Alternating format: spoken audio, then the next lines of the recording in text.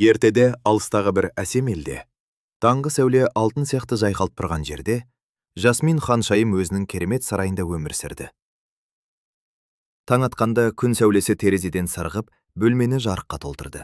Жасмин ханшайым аспанға қарап, бүгін ерекше күн болатынын жүрегімен сезді. Сол күні ол орманға серуендеуге шықты. Орман тыныш еді. Ағаштар желмен сыбырлап, құстар баяу ғана ән салды. Кенет ханшайым бір гүлді байқап қалды.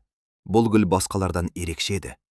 Ол жай ғана өсіп тұрған жоқ, жарық шашып тұрды. Жасмин ханшайым гүлге жақындады. Оны мұқият қарап, жанына кішкентай гүлзар жасады. Гүлдің хош иісі оның жүрегін қуанышқа толтырды. Сол сәтте гүлдің ішінен кішкентай көбелек ұшып шықты. Ол жарқырап тұрды. Рахмет саған, ханшайым. Көбелек оның мейірімділігін сезгенін айтты.